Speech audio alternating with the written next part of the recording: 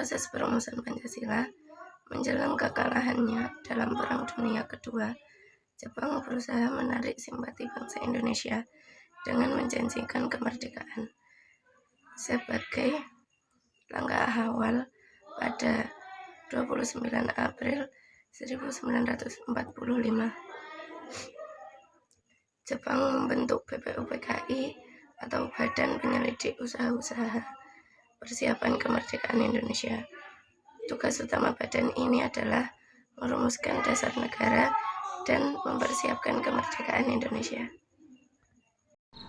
Sidang pertama BPUPKI berlangsung pada 29 Mei hingga 1 Juni 1945. Tema dasar atau tema utama sidang ini yaitu mencari dasar negara Indonesia merdeka.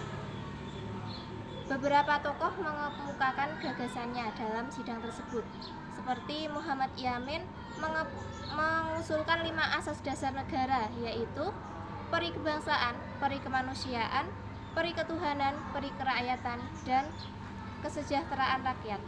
Supomo menekankan konsep negara integralistik yang mengutamakan persatuan tanpa mengedepankan kepentingan individu maupun golongan.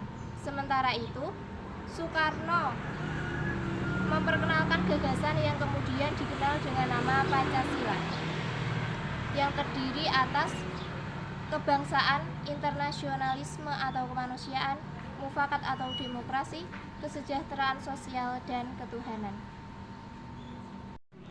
Setelah sidang yang pertama, dibentuklah Panitia 9 yang terdiri dari 9 tokoh bangsa termasuk Soekarno, Mohatta, A.A. Maramis, K.H. Wasid Hasyim, dan Agus Salim. Panitia ini menghasilkan sebuah kesepakatan bersejarah pada tanggal 22 Juni 1945, yaitu Piagam Jakarta. Rumusan dasar negara dalam Piagam Jakarta menuliskan sila pertama dengan bunyi, ketuhanan dengan kewajiban menjalankan syariat Islam bagi pemeluknya.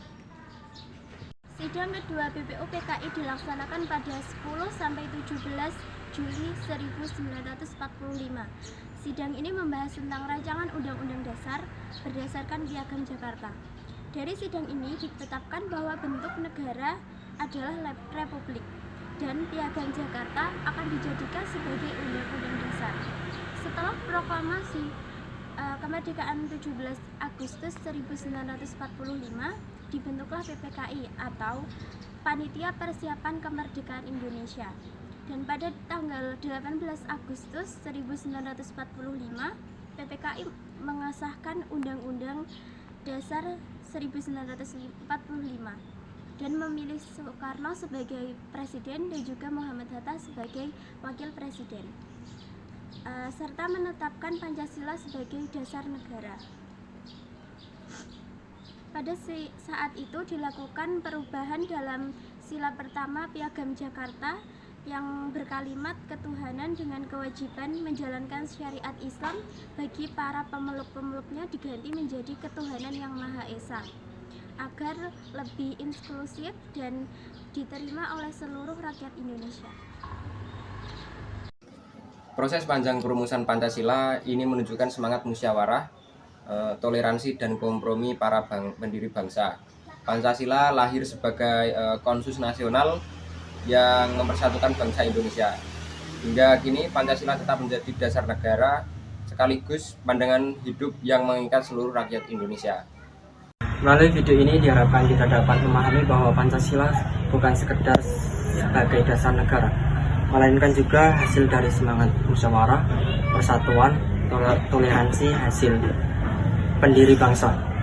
Dengan begitu, kita sebagai generasi penerus diharapkan mampu mengamalkan nilai-nilai Pancasila dalam kehidupan sehari-hari.